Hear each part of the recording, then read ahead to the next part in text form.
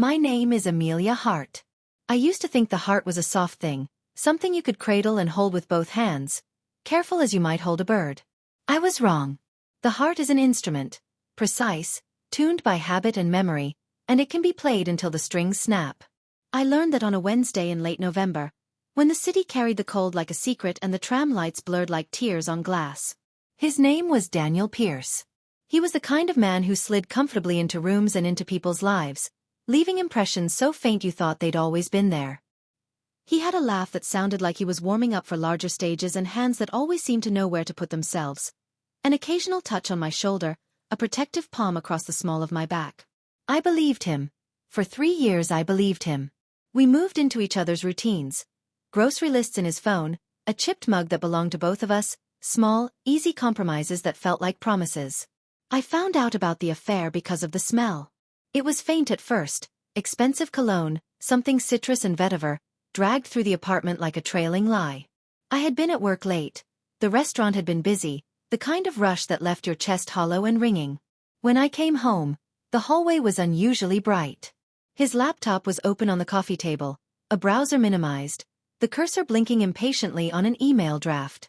His jacket, my jacket, the one I hadn't worn since spring, hung on the coat rack, and something inside it shifted when I moved closer. I told myself I could open the email and close it like a book. I told myself I would never look. Silence would protect me. But the heart, I discovered, is not always an instrument you control. It is a spy. The email was to a name I didn't recognize. L. Mercer. The subject line was trivial. Later. And the body was a map of small betrayals. Dinner plans, phrases only lovers exchange, a photograph attached of our bed, the bed sheet bunched in a way I remembered smoothing with my hands that morning. Everything after that is a series of rehearsed movements, a choreography I had been practicing without noticing. I made a cup of tea and sat down, hands steadier than I felt. I read the messages like a doctor reading a chart. There were months of breadcrumb texts, a hotel name scribbled in an address bar, a receipt for a bracelet. Daniel thought his tracks were soft. He had always been careful with obvious things. He was careless with small ones. I had the option of rage, of tearing open the apartment and screaming until my voice broke. I had the option of leaving, packing my life into a bag and stepping out into the pale, indifferent city with the dignity of a wronged woman. Those were the options people in novels choose. I considered them. I warmed to the idea of flight, of escaping the domestic gravity that had held me in orbit. Instead, I did something that shocked me as much as it did him. I made a list.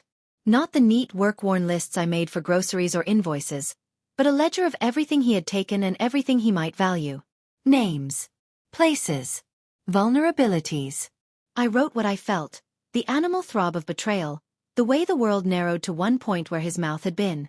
I wrote it down not because I intended to publish it, but because the act of naming felt like reclaiming something. Names are anchors. L. Mercer turned out to be Lauren.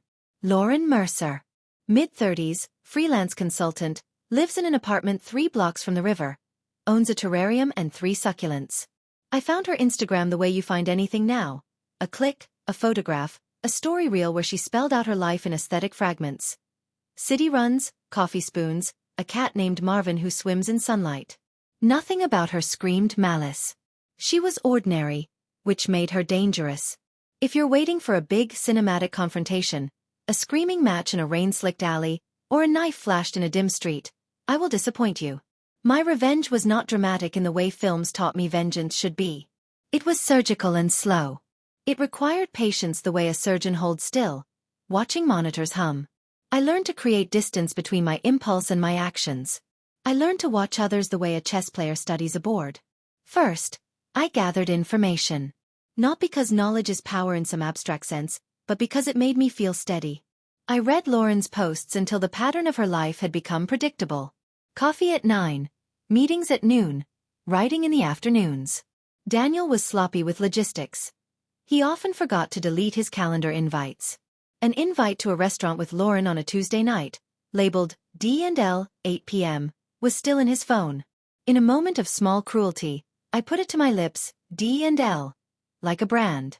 I began with things that would confuse and unbalance. Lauren's phone received a message, a delivery delay for Marvin Special Diet. She panicked. Marvin had life-threatening allergies in the message I sent her. I arranged an anonymous review of her workplace that painted her as unreliable and unprofessional. I called her landlord with a complaint that, on the surface, was plausible. I hacked the small, threadbare things that make an ordinary person's day feel like it's made of glass. Daniel noticed. He called me once in the middle of the night. His voice sounded like someone who'd been woken by a noise in the house. "Have you been messing with Lauren?" he asked. "No," I said. The line hummed. "Why would I do that?" He hesitated, the way a man does when guilt is an awkward guest in his throat. He said nothing more. I let him wrestle with the weight of silence. Silence is a form of pressure. People cave under it. But psychological pressure is not enough to topple those who built themselves out of charm. I needed to reach the part of Daniel that still thought of himself as untouchable: his reputation. He was a public relations consultant, which means his identity depended on perception. He curated other people's images for a living and took pride in the gloss. If you crack the shine, you expose not just the man but the machine that constructed him. I sowed small doubts at work. An email supposedly from a client complaining about his ineptitude found its way into the inboxes of the right people. I engineered a minor leak, a photograph of a confidential document dropped in an alleyway, its front page photographed and posted to the internal network with an anonymous account. It was the kind of mistake that cost people their jobs, not through malice but through the inexorable logic of professional consequence. Daniel's life tightened like a string pulled taut. He began to make mistakes. He started missing calls, arriving late, apologizing to clients in a way that tasted like incense, pretty and evasive. His hands, once confident, started to betray small tremors when he spoke. At home, he watched me as if I were an experiment whose results he had not predicted. I sat across from him at dinner and he became a man who analyzed the weather and never mentioned Lauren. The joy of revenge is not in the action but in the waiting. The waiting fills you like anticipation in the quiet before a storm. I planted seeds of doubt in Lauren's life that grew into a sparse, satisfying chaos. A fabricated voicemail from an ex-lover, a fake relocation notice from her publishing contact, an anonymous email to a freelance gig that I knew she wanted. Each act was a tiny betrayal, a petty theft, a pinprick. She called me one night, voice trembling. "They're withdrawing the offer," she sobbed. "You're strong," I said. "You'll find another." The truth is I felt nothing noble about any of it. I felt the same cold, precise satisfaction someone feels when they solve a problem. I also felt something like shame. It crept up the stairs of my mind and sat in the hallway. Shame is funny that way. It can live beside you and still be a stranger. Then I made a mistake. I overreached. I sent an anonymous tip to Daniel's firm that painted him as a user of proprietary client lists for unauthorized outreach. It was a fabrication I crafted from truth, a dangerous mixture because truth lends a lie its smell. The firm launched an internal review. He was suspended for a week. The suspension was small, but it was a fracture. During that week, he did something reckless. He begged me to help. One evening, under the yellow light of our kitchen, he said, "Amelia, please. I need you. Talk to Lauren. Set this straight. Help me smooth it. I'll do anything." There it was. The old story of love and forgiveness. The script where the wronged partner steps back and absolves the sinner, because the world outside is cold and relationships are complicated. The woman in that script forgives and the man, in turn, learns. It was a script I had seen at the cinema and had felt pity for. In that moment, I surprised both of us by declining the role. "No," I said. The word landed between us and became a shape. His face changed. He sharpened into the man who had not considered the consequences of his shingles of lies. "Why not?" he asked, as if my refusal were another mystery to be solved. "Because you need to remember what you did," I said. He laughed then, a brittle sound. "That's cold. Then think of it as honest." The suspension cost him more than the week. Clients leaked like faucet drips. Friends who thought themselves beyond spectacle began to murmur. Lauren, finally driven by a knot of fear, confronted him in public. They argued at a gallery opening. 15 people turned toward them like moths. I watched from the back, my wine glass sweating in my palm. Daniel's face contorted between petulance and calculation. Lauren accused him of promise and performance, of lying in a way that was both selfish and habitual. It should have ended there. Scandal, a broken relationship, Two people shattered and left to pick over the pieces. But Daniel had underestimated the leverage I had been cultivating. He had built everything on perception, and perception, like glass, can be reassembled with glue. The glue I used was patience and knowledge, and a form of cruelty that involved exposing small hypocrisies with mathematical precision. I had kept a file, receipts, messages, photographs, the kind of bureaucratic evidence that transforms suspicion into a ledger of truth. I made copies and sent them to people who would react precisely how I wanted. Friends received PDFs with subject lines that implied betrayal. His employer received a neatly organized packet showing conflict of interest. Lauren received a folder labeled, cruelly, The Truth, with photographs of men and places she hadn't suspected. I watched as their reactions unfolded like a film you cannot unsee. Consequence arrived as it always does. Slowly, then all at once. Daniel's firm terminated him. He called at 3 a.m, voice raw. "Why are you doing this?" he whispered. "Because you were a liar," I said. "Because you were a coward." There are two ways to destroy a person: undermine their self-image or expose their hypocrisy to the world. I wanted both. I wanted him to feel the loneliness I had felt, the sensation of being reduced to an object under someone else's thumb. He became a man of fewer friends, fewer invites, fewer reasons to rise in the morning beyond the hollow of work he no longer had. The ultimate humiliation, the one that tasted like iron and ozone, was seeing him on the news. An article about corporate impropriety, a photograph of him looking contrite. The world watched, and for a while that was enough. I thought victory would feel sweet. I imagined a flood of relief that would clean me out. Instead, I felt estrangement. Revenge had a way of turning the interior of my life into a museum of its own past. I found myself walking through rooms I recognized, but the furniture had been rearranged into a stranger's house. There is a particular cruelty in watching an enemy fall and finding no joy. It reveals that the thing you wanted most was not the fall itself but the restoration of balance. Men like Daniel build themselves on comfort and complicity. They assume forgiveness will be cheap because it always has been. But the world is not a ledger that balances itself. You have to add the entries. Lauren, meanwhile, unspooled in ways I had not anticipated. She did not collapse. She did not run. She became a careful ghost, a woman who went back to smaller pleasures. The feel of soil between her fingers, the comfort of Marvin purring under her chin. Her life was rearranged, but not broken. She sent me a message once, months later. "You hurt me. But you also saved me from a future I don't want." I did not respond. What could I have said? I had been a surgeon with no anesthesia, and she had been an incidental patient. People ask me sometimes, friends who know the outline of the story but not the interior of it, whether I regret it. Whether, in the wake of all the architecture I had demolished, I miss the man I had loved. The answer is complicated. Love is not a single thing. It is a palimpsest.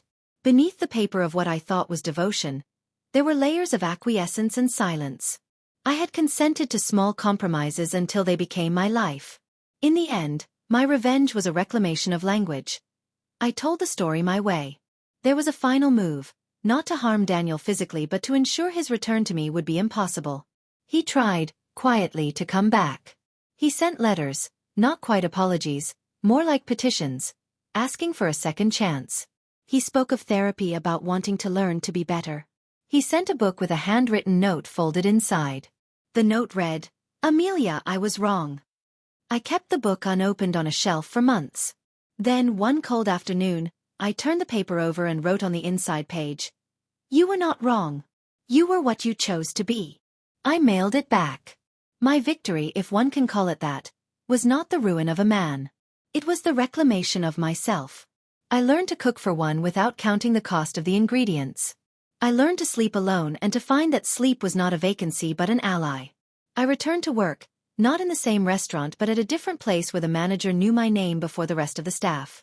I taught myself to be visible to myself. There were nights when the guilt crept in, slow, sticky like oil. It clung to the seams of things. I would find my hands hovering over the phone, tempted to call Lauren, to apologize, to explain that I had been less a monster than a frightened animal. Once, in a fit of audacity, I nearly composed a message. "Do you ever forgive me?" I deleted it before the words left my throat. Forgiveness cannot be manufactured out of performance. It is a delicate plant that needs time and true rain. In the end, I realized that vengeance is not an ending. It is a chapter. It resolves a certain symmetry in the world, but it does not return you to who you were before. I had been changed by the process. My edges were sharper. My laughter returned, but sometimes it carried a brittle note. Friends tried to console me with platitudes. You did the right thing. You showed him. They were trying to help me stitch the narrative into a form that made sense. The truth is more ragged. Daniel found work eventually. He moved to a smaller city, a place with fewer mirrors. I heard about it in incidental messages, a mutual acquaintance's passing remark. He married a woman with small hands and a serious job. They have a life that, to me, looks like a compromise his old self would have admired. I imagine him making small sacrifices every day and perhaps paying the price for things he thought he could hide forever. I do not think of him with pointed malice anymore. I think of him as someone who taught me, in the most brutal way, how to take care of myself. That is not a consolation. It is a fact.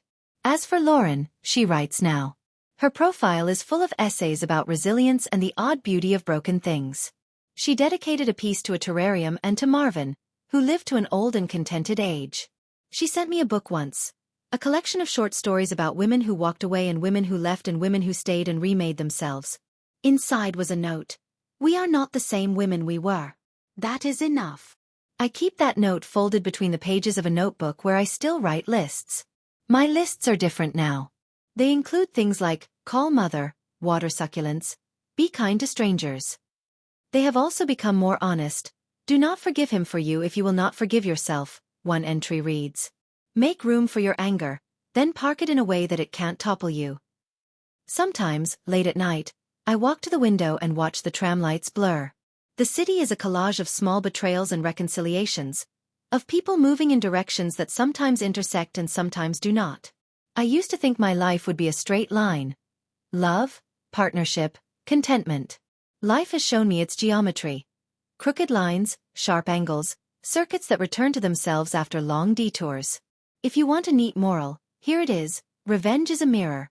It shows you the face you are made of. What you do with that knowledge is the true story. I chose to study my face, not to worship it or punish it, but to learn how to feed it and to teach it to speak.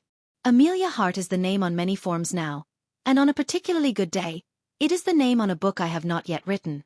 The protagonist will be flawed, precise, and unwilling to be small. She will be the woman I became. I will not say I am healed. Healing is not a final state. It is a practice, a daily folding of tenderness toward yourself. But I will say this. I am no longer the woman who let herself be shaped by someone else's hands. That, in the quiet ledger of my life, is victory enough. My name is Amelia Hart, and the story didn't end when I mailed the book back. Endings are tidy. Life is not. Life is a hallway where doors you thought you'd closed click open behind you in the middle of the night. It started with a sound. A fly buzzing at 3:17 a.m., frantic against the bathroom light. I was alone, had been alone for months, and yet I woke with the sensation of being watched. The kind of feeling that makes you catalog the room. Window latch, door chain, the coat draped on the chair that suddenly looks like someone waiting. I told myself it was nothing, just the mind rehearsing its ghosts. In the morning, there was a smear of coffee on my doorstep. Not spilled. Placed. Too neat for accident. Too messy for kindness. I stared at it the way people stare at clouds, searching for shapes. The cup was branded with a cafe Daniel used to love. No note. No message. A breadcrumb that tasted like mockery. I threw it out. I am not a superstitious woman. I have learned to believe in decisions, not omens. 2 days later, I received an email at work from a sender named Accounts Receivable. It asked me to confirm my direct deposit details due to a system migration. The email was almost perfect. The right logo, the right tone, the right bureaucratic exhaustion wedged between words. Almost. The reply to address was wrong. I didn't click. I forwarded it to the manager with a clean subject line, possible fish. As I hit send, a second email arrived, from my own address, to my own address. Did you see it? There was no body text, just a .wave attachment. I didn't open it. I closed my laptop and stepped outside into the thin noon and the cold. If you are asking, did you suspect him? The answer is yes.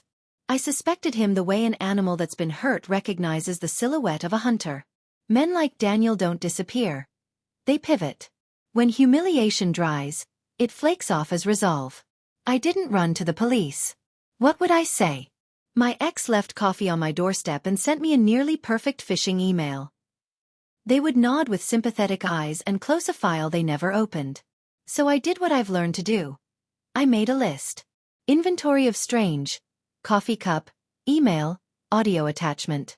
Possible motives, retaliation, control, boredom.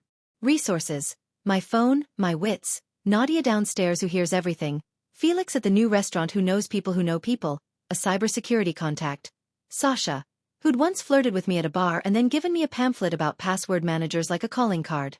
I wrote Daniel's name at the top of the page and underlined it once, not twice. I did not want to give him more ink than he was owed. That night, Nadia caught me in the stairwell with a laundry basket. "You heard about the break-in on the second floor?" she asked, eyes bright with the news. "When?" "Last week. No valuables taken. Just moved. Creepy." I nodded, a small arc of acknowledgement. "Anything else?" "Yeah," she said. "Someone left a single earring on the kitchen table. The tenant doesn't wear earrings." I slept with the chair wedged under the doorknob. It felt ridiculous. It also felt like medicine. In the morning, I played the audio file in a sandbox app Sasha had once installed on my laptop after an afternoon of educating me about paranoia. The recording was poor, a hiss, then my voice, but not my voice, saying things I had never said. A confession to hacks I had not committed. A description of a plan to destroy Daniel Pierce. It sounded like me the way a mask looks like a face. Deep fake audio. Amateurish, but effective enough if played for someone who wanted to believe. He was building a narrative, the way he always had. A scaffolding of almost truths that could bear the weight of a lie. I messaged Sasha. "Can you meet?" She replied with a skull emoji and a time. When we sat in the corner of a small loud cafe, she wore a sweatshirt that said I void warranties. She listened without interrupting, her mouth a flat line, her eyes amused by the puzzle, not by my fear. "Can you trace it?" I asked when I was done. "Not cleanly," she said. "But I can tell you this. Whoever made the audio used a generic voice model and 5 minutes of your public speech." "I don't have public speech." "You do," she said. "Everybody does now. Voicemails, voice texts, videos on friends' phones. He only needed samples." "Can you prove it's fake?" "Probably. But proving is slow. And this guy sounds like he wants speed." "I want accuracy." She smiled. "Then you're already ahead." We made another list, this one with tasks. Change locks, lock down accounts, freeze credit, set up monitoring. Boring things with sharp teeth. We agreed she'd build a small trap, too. A custom email honey token that looked like a password reset link from my bank. If anyone clicked it, we'd get a ping with metadata. We weren't going to hack. We were going to observe. Because here's something I learned about vengeance. Once you've used it, people think all you have is fire. They forget that water exists. For a week, nothing. Silence stretched across my life like plastic wrap. Transparent and suffocating. I went to work, I lifted plates, I smiled at customers, I learned the new chef's moods. At night I ran in circles around the river and counted my breaths. I slept without dreaming and then woke, startled by how instantly day had arrived. On the 8th day, the trap pinged. A click from an IP geolocated to a co-working space 3 stops away on the tramline. Device. Windows 11. Browser. Chrome. User agent. Ordinary. Sasha glanced at me. "You want to go see?" "I want to be careful." "We can be careful in person." The co-working space called itself a creative hub, which is to say a series of desks with plants. We bought day passes like normal people. We sat by the window and pretended to work. The room smelled like optimism and coffee. At noon, a man walked in wearing anonymity. Cap, clean sneakers, a laptop bag with nothing personal about it. When he sat, I felt the old stupid tremor in my hands. It wasn't Daniel. He was younger, thinner, with the kind of skin that comes from fluorescent lights and food you can microwave in the dark. He took out a laptop and began to type. Sasha murmured, "We can't stare." "I'm not staring," I lied. We didn't approach him. We took our pings and our notes and we left. On the street, Sasha said. He's a contractor. Someone hired him.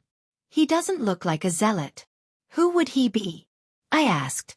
1,000 names. One that matters. Do you think Daniel? Yes, she said. But thinking isn't knowing. Then let's know. The knowing came from Felix. He had the kind of network that is woven from other people's mistakes. Bartenders, club promoters, men who like to whisper into other men's ears when the lights were low. I told him the outline of it, not the interior. He whistled softly and said, "There's a fixer around here. Name's Evan Roscoe.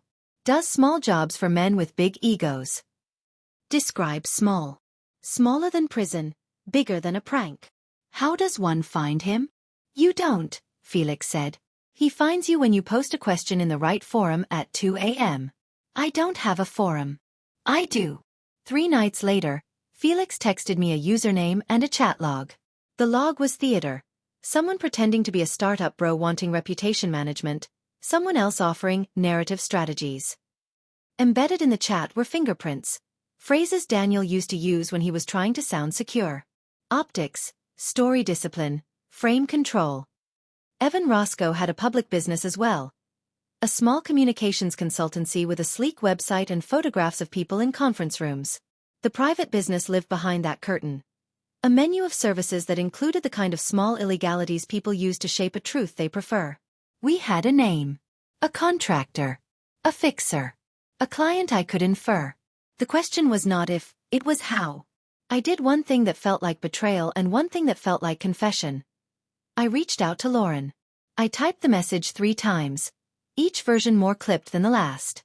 In the end, I sent a sentence. If you get a message that sounds like me, it may not be. If you want to meet, my number hasn't changed. She replied 8 minutes later. Meet.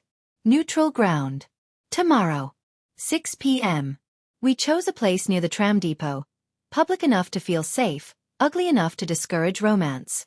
Lauren arrived in a coat the color of wet stone, her hair longer, her mouth a more practical shape. She looked less curated and more alive. You look different, she said when she sat. So do you. You left coffee on my doorstep, she said. It wasn't me. I know, she said, and I looked up so fast I might have been a puppet. He sent the same to me for months. Little things. Breadcrumbs. He wants us to talk about him again. He hired a fixer.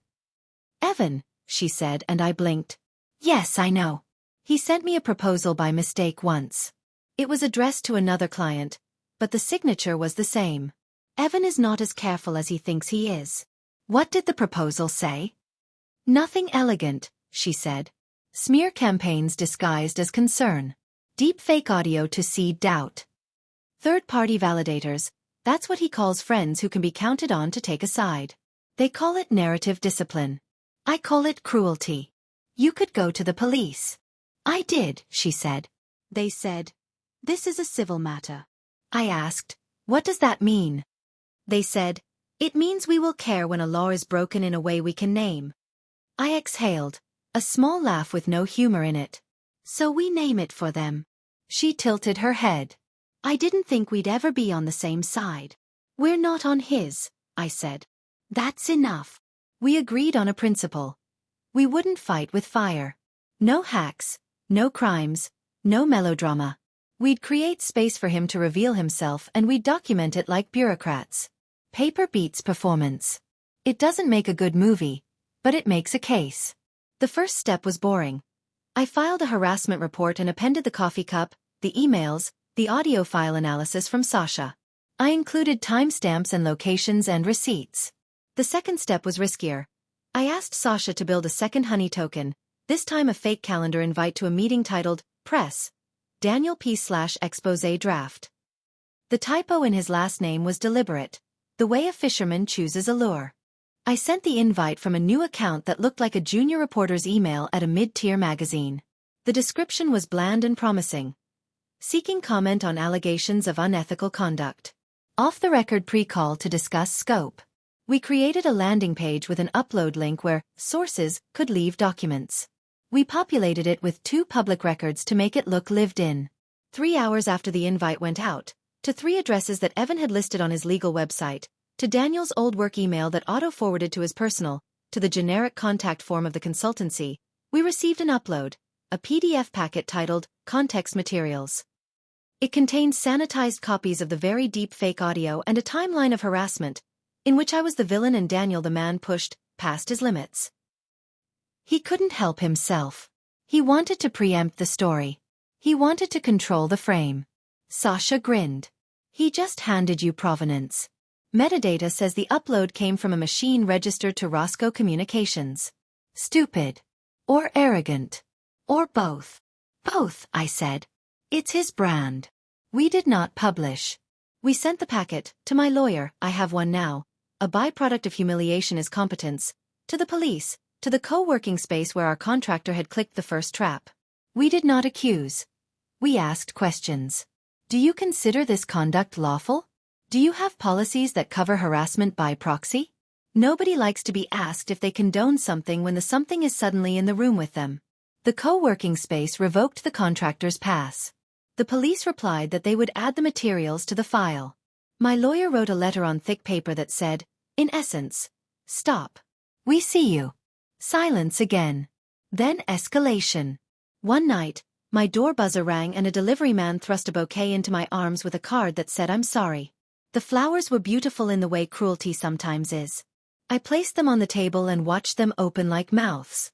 The next morning, a courier brought a cease and desist letter addressed to me from a firm I knew by reputation.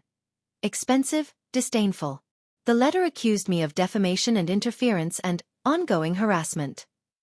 It threatened to seek damages. It was theater with teeth. I took it to my lawyer.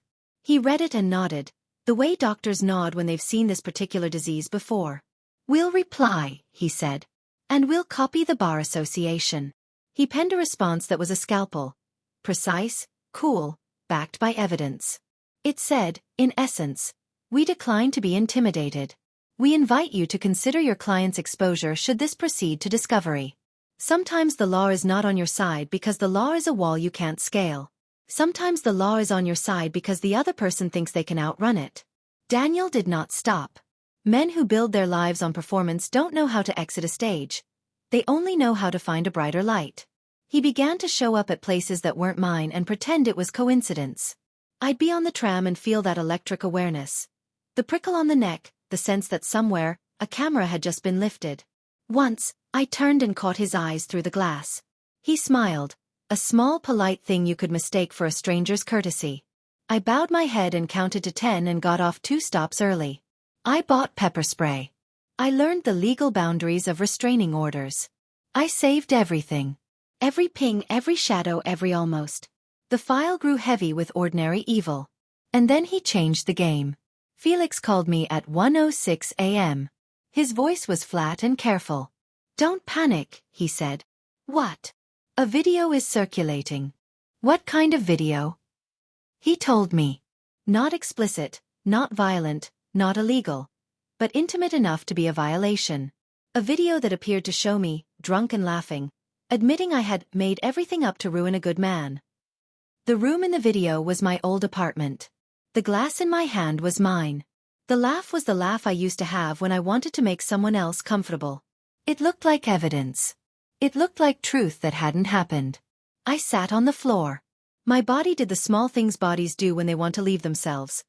Hands cold, mouth dry, time slowing. I called Sasha. It's fake, she said, not with comfort but with certainty. It's a face swap on top of an old video. He made it just good enough to be awful. Can you kill it? No, she said. Nothing dies on the internet. But we can bury it in context. We can stamp it with provenance you can hand to a judge. Do it. We did it. We uploaded the original video, the one I recognized, a birthday party for a coworker at my apartment, no confessions in sight, to a notary service that timestamps and fingerprints. We filed an affidavit. We submitted a takedown. We contacted the platforms, the ones that still pretend to care, and watched as some of them looked at our proof and blinked like cows. The next morning, I received 14 messages from unknown numbers telling me what a monster I was.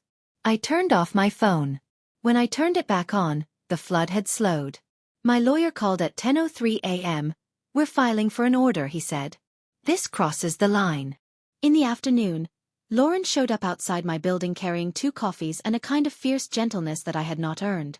"I saw it," she said. "I reported it. I told people it's fake. Some listened. Some didn't. I'm sorry. It's not your fault." "I know," she said. "I'm sorry anyway." We sat on the steps and sipped the coffees like they were shields. Nadia waved from her window. The sky looked like newsprint. "Why is he doing this?" Lauren asked finally. "Because I took away his image," I said. "So he's trying to take away mine. Will you let him?" "No," I said. It sounded brave. It felt like paperwork. Sasha texted. "We have him." She attached a screenshot of a log from a cloud service Evan used to host his fake. Someone had been careless with permissions. The log showed an administrative user who'd uploaded the manipulated video from an IP that resolved to a single-family house 2 neighborhoods away. Username: D.Pierce. Device: MacBook Pro. Local time: 23:58. There it was. Not rumor. Not inference. Evidence. "Chain of custody?" my lawyer asked. "Clean," Sasha said. "We mirrored the logs under legal guidance. We have screenshots, hashes, notarized timestamps." "Good," he said. "Now we're not performing. We're prosecuting." We went to the police station like people going to the DMV, resigned, alert, carrying folders. We didn't bring anger. We brought documentation and patience. The desk sergeant was skeptical until he wasn't. A detective named Mara Kowalski came out and listened like a professional. She didn't make promises. She made notes. "If this is what you say it is, we'll move," she said. "But we will move in our way." "We can live with that," my lawyer said. "Can you?" she asked me. I looked at the folder in my hands and thought of all the ways I had tried to control a man who loved control more than oxygen. "Yes," I said. "I can." The interim days were gray. I went to work and chopped parsley until my fingers smelled like green. I ran by the river and counted bricks. I stared at ceilings and practiced a breathing technique I'd learned from a video recommended by a woman who had survived worse. The video stayed online in pockets, biting at my ankles like small dogs. It also had a banner now. Disputed. It's not justice, but it's not nothing. Mara called on a Thursday. "We have enough to execute a search warrant," she said. "We'll be going to his place tomorrow morning. You don't need to be there." "I want to be there," I said, and she paused. "You can't come inside." "I don't want to come inside." "Then stand across the street and pretend you're waiting for a bus," she said, and ended the call before I could thank her. I liked her. The house was smaller than the man I remembered. Tidy in a way that communicates anxiety. I arrived early and stood with my hands in my pockets, counting the panes in the windows. At 8:01, 2 unmarked cars rolled up and people in ordinary jackets knocked on an ordinary door. He answered in plain clothes and a bewilderment that looked like rehearsal. They showed paper. He stepped back. I watched as they walked in. At 8:29, they came out with boxes and a laptop bag. At 8:41, they led him to a car without cuffs, which was generous. He turned and saw me. For the first time in months, his face stripped to something unperformed. He looked for a second, like a boy who has been caught doing something his father will not forgive. Then the mask dropped, and the smile returned. Small, smooth, practiced. He mouthed, "This isn't over." I mouthed, "Yes, it is." It wasn't, of course. Not in the way movies end with credits and the theater lights come up. The law moves, then pauses, then grinds forward again. He made bail. He hired an even larger firm. He tried to paint himself as the victim of a hysterical ex and a broken system. There were op-eds. There were whispers. There were people who looked at me and saw either a woman to be admired or a story to be doubted. People love binaries. They think it makes life easier to understand.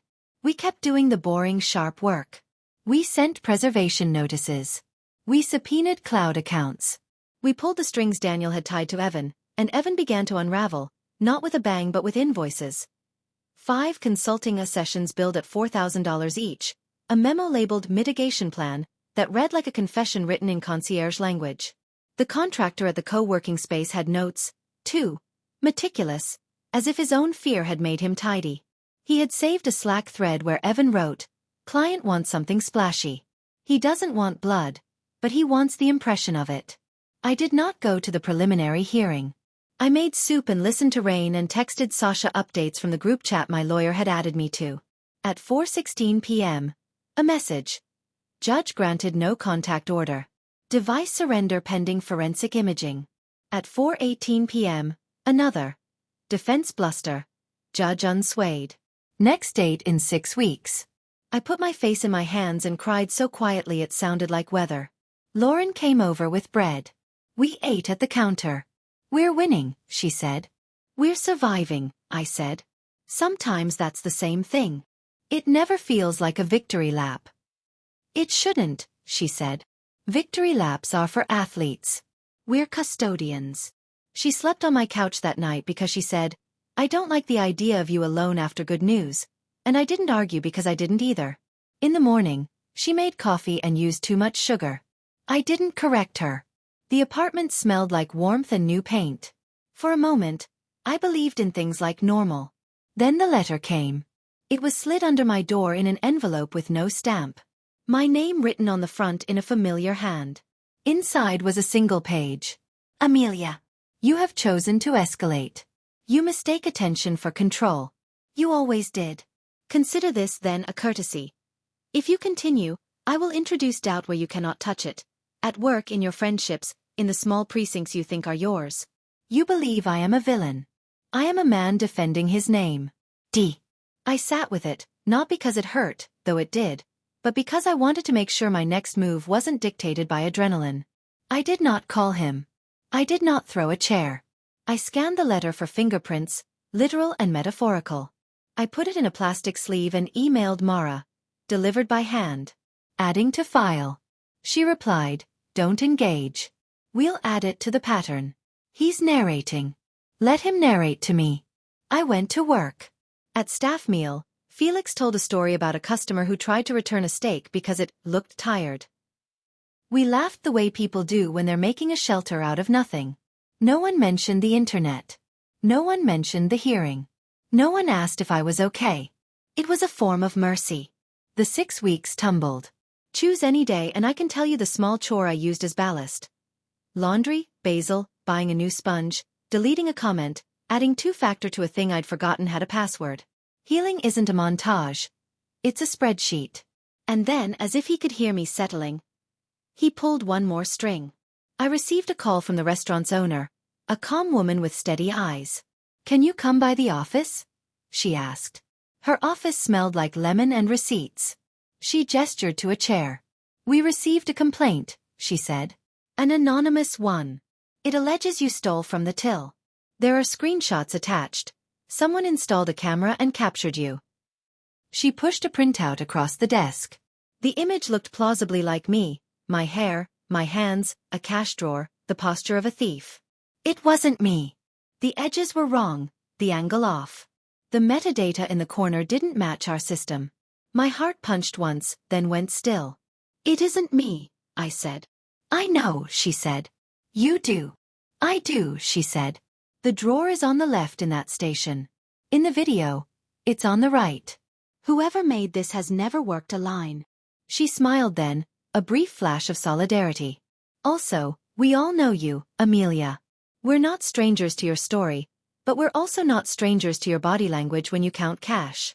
This isn't it." I laughed then, a shaky, grateful thing. She folded the printout and dropped it into the shredder. "We'll add a camera of our own," she said. "Not for you. For the world." I thanked her. When I left the office, I stood in the hallway and pressed my head against the cool wall. I wasn't just relieved. I was something else too. Angry in a cleaner way. The anger that rises when someone tries to take your competence and returns it bent. It made my hands steady. I called my lawyer. "I'm done playing defense," I said. "What's the cleanest offense that doesn't turn me into him?" "Discovery," he said. "And a civil suit for tortious harassment with injunctive relief. We make him sit in a room and tell the truth or lie under oath. What if he lies? Then we let the evidence speak. And if the evidence needs a microphone? We bring one. The deposition was held in a room too white for dignity. Daniel wore a suit that said he still thought of himself as someone who wore suits. His lawyer sat beside him, radiating a well-compensated calm. My lawyer sat across, radiating knives. I sat in the back and tried to make myself into something uninteresting. They swore him in. He said his name like a challenge. The court reporter's machine chattered softly. "Mr. Pierce," my lawyer began, "did you or did you not authorize payment to Roscoe Communications on March 14th of this year for narrative services?" "I did not," he said, voice smooth. "Exhibit A," my lawyer said, sliding the invoice forward. "Can you identify this document?" "I have never seen that before." "Exhibit B," my lawyer said, sliding the bank transfer. "Can you identify this?" Silence stretched. His lawyer leaned in and whispered, then said out loud, "We object to the characterization." "Grounds?" my lawyer asked. "Relevance." "Overruled," the court reporter said without looking up, which made every person in the room blink. Then we all remembered that "overruled" wasn't a word she used, just a fantasy I wanted. She typed. Daniel cleared his throat. "I can't recall," he said. My lawyer smiled with his eyes. "We'll help you recall," he said, and proceeded to walk him through the logins, the timestamps, the messages, the slip-ups that, in aggregate, told a story even a hostile reader would recognize. At each point, Daniel tried a door. "I don't recall, that wasn't me, a staff member did it, that document is fabricated, I must have been hacked." Each door was locked from the outside. Evidence is unromantic. It's why it works. At one point, he looked up and saw me. The smile flickered, then fell. He looked away. After, my lawyer said, "He'll settle. Or he won't. Either way, the record is a wall he can't charm his way through." I nodded. I went home. I placed my hands on the table and felt the worn wood under my fingertips as if it were an animal breathing. A week later, Mara called again. "We're charging him," she said. "Identity fraud, unlawful distribution of manipulated media for the purpose of harassment, conspiracy to stalk. It's not poetic. It's what we can name." "What about Evan?" "We're charging him too," she said. "Different charges." "He's talking." "About Daniel?" "About everyone," she said, tired. "Men like Evan always do when the light comes up. They think confession is a kind of networking." "What happens now?" "Now," she said, "you keep living. And you let us do our jobs." I tried. I went to a movie alone and ate the entire box of popcorn because no one was there to ask for a share. I read a novel where nothing bad happens and felt vaguely cheated. I watered my plants and overwatered them, then learned to hold back. I made a list that included "Stop Googling your name," and checked it off 6 days in a row, then failed on the 7th, then forgave myself on the 8th. Daniel pled not guilty. Of course he did. He hired a man whose job is to stand up in front of people with capital letters after their names and argue that words mean other words. We prepared for trial. We reviewed our evidence like it was scripture. I practiced my testimony in the mirror until my face looked unfamiliar. I chose a jacket that made me feel like a person who had survived someone else's story. And then, on the morning of the first day, his lawyer approached mine with a face like a closed door. "He'll take a plea," he said. "What terms?" my lawyer asked. "He'll admit to the lesser charges. He'll pay fines, restitution, submit to a restraining order, surrender devices for inspection, and agree to a 5-year ban on contacting you directly or indirectly. No jail." "No," I said before my lawyer could say anything.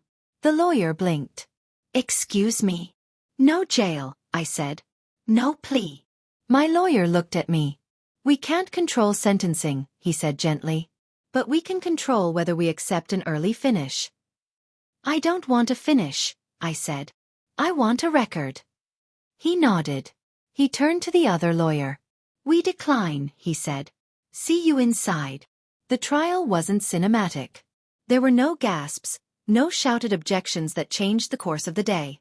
There was evidence and then more evidence and then the dull, clean sound of evidence landing. There was my voice, steady because it had practiced not breaking. There was Lauren's voice, careful and exact. There was Sasha, turning jargon into sentences a judge could count. There was Evan, sweating under polite questions, his own invoices turned to arrows pointing back to him. Through it all, Daniel looked like a man waiting for a train that was late.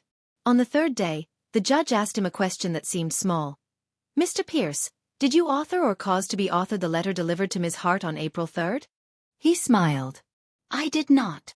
"Exhibit Q," the prosecutor said, holding up the sleeve with the letter, "contains latent prints matching yours, lifted by our lab. Would you like to revise your answer?" He opened his mouth, then closed it. He glanced at his lawyer, who looked at the ceiling. He said, "I may have written a draft. I do not recall delivering it." "That wasn't the question," the judge said, tired. "Answer the question asked." He sighed. Small and theatrical. "Yes," he said. "I wrote it." The record clicked into place. The verdict wasn't dramatic. It was 4 paragraphs on courthouse paper. Guilty on 2 counts, guilty on a third lesser included, not guilty on one charge we had expected to lose because the law was written before the world invented the problem. Sentencing would come later. He would not see prison.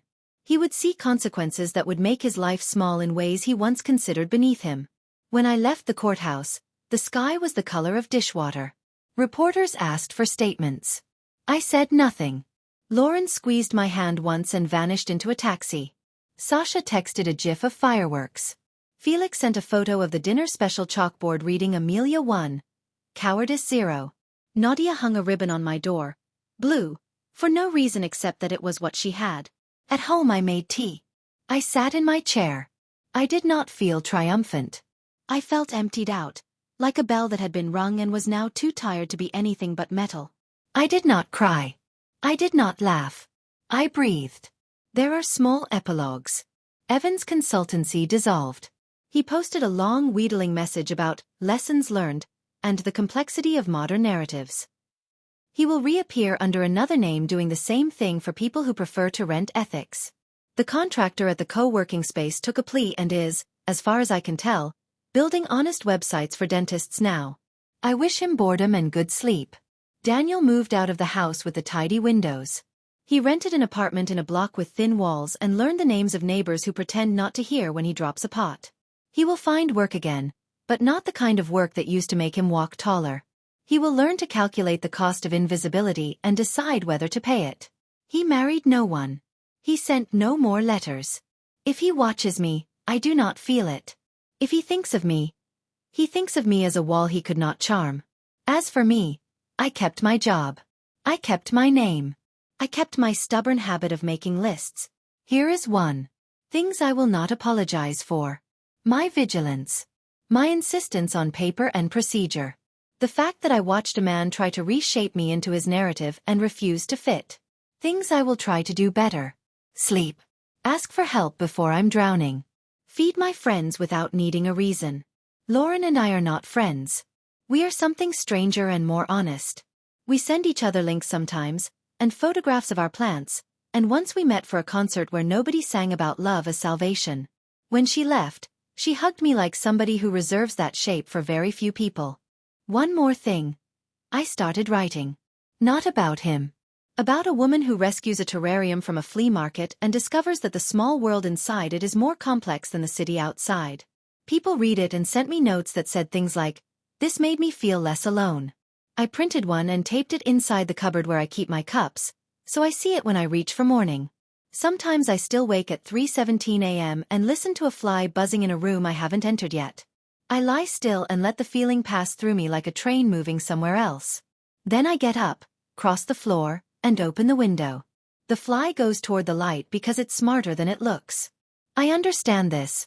Vengeance did not fix me. It did not restore the person I was when I believed the world would not try to bend me into other shapes. It did something else. It taught me that I can survive someone else's story without becoming a character in it. My name is Amelia Hart. I am not a soft thing. I am not a weapon. I am an instrument, precise, tuned by habit and memory, and I get to decide what music I make now.